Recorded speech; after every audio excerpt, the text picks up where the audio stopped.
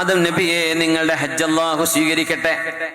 എന്നാൽ നിങ്ങൾ ഈ ഹജ്ജ് നിർവഹിക്കുന്നതിന്റെ 2000 വർഷങ്ങൾക്ക് മുമ്പ് ഞങ്ങൾ മലക്കുകൾ ഇവിടെ ഹജ്ജ് ചെയ്തിട്ടുണ്ട്. ആദം നബിയെ, നിങ്ങൾ വരുന്നതിന്റെ 2000 കൊല്ലം മുമ്പ് ഞങ്ങൾ ഇവിടെ വന്ന് ഹജ്ജ് ചെയ്തു പോയിട്ടുണ്ട്. അപ്പൊ ആദം നബി ചോദിച്ചു,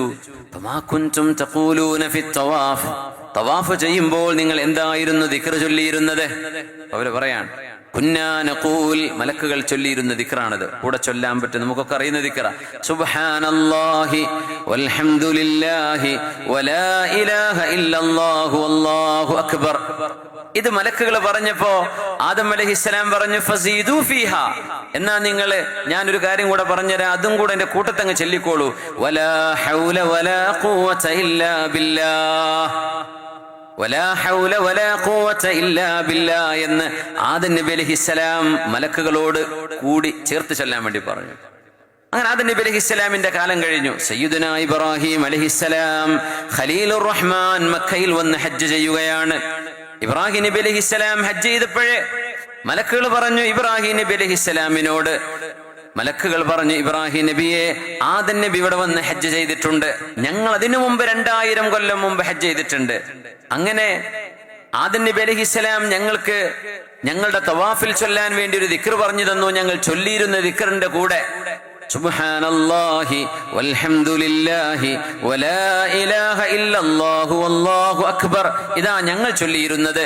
സാദ ആദമു, ആദം നബി അലൈഹിസ്സലാം ഞങ്ങൾക്ക് ഏറെ ചൊല്ലാൻ വേണ്ടി പറഞ്ഞു.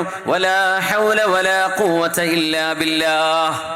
ഇത് പറഞ്ഞപ്പോ ഖലീലുർ റഹ്മാൻ ഇബ്രാഹിം അലൈഹിസ്സലാം മലക്കുകളോട് പറഞ്ഞത്രേ, സീദു ഫീഹാ, എന്നാ എന്റെ വക അതിന്റെ അവസാനത്തേക്ക് അൽ അലിയിൽ അദീം അതുകൂടെ അങ്ങ് ചേർത്തിയേക്കണം. അപ്പൊ എന്തായി? സുബ്ഹാനല്ലാഹി ചൊല്ലിക്കോളൂ. സുബ്ഹാനല്ലാഹി വൽഹംദുലില്ലാഹി വലാ ഇലാഹ ഇല്ലല്ലാഹു വല്ലാഹു അക്ബർ വലാ ഹൗല വലാ ഖുവത ഇല്ലാ ബില്ലാഹിൽ അലിയിൽ അദീം.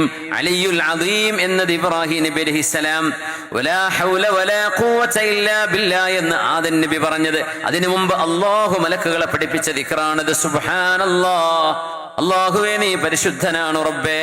വൽഹംദുലില്ലാഹ്, ഞങ്ങളുടെ ജീവിതത്തിലെ എല്ലാ നന്മകളായ നന്മകളുടെയും എല്ലാറ്റിനും ശുക്ർ റബ്ബേ നിനക്ക്. എല്ലാ സ്തുതിയും ശുക്റും അർഹിക്കുന്നത് നീ തന്നെയാണ്. വലാ ഇലാഹ ഇല്ലല്ലാഹു വല്ലാഹു അക്ബർ, അല്ലാഹുവേ ആരാധനക്കർഹനായിട്ട് ആരുമില്ല റബ്ബേ, നീ തന്നെയാണ് ഒരേ ഒരു ഇലാഹ്, ഒരേ ഒരു റബ്ബ്. വലാ ഹൗല വലാ ഖുവത ഇല്ലാ ബില്ലാഹ്, തെറ്റിൽ നിന്ന് വിട്ടു നിൽക്കാനും നന്മ ചെയ്യാനും നീ നൽകുന്ന കഴിവല്ലാതെ ഒരു കഴിവുമില്ല റബ്ബേ ഞങ്ങൾക്ക്. അൽ അലിയിൽ അദീം, ഉന്നതനായ മഹോന്നതനായ റബ്ബേ. ആ ഒരു മഹത്തായ ദിക്ർ മലക്കുകളിലൂടെയാണ് നമ്മൾക്ക് കൈവരുന്നത്. അതിലും ഒരു ബന്ധം മലക്കുകളുടെ ലോകവുമായിട്ടുണ്ട്.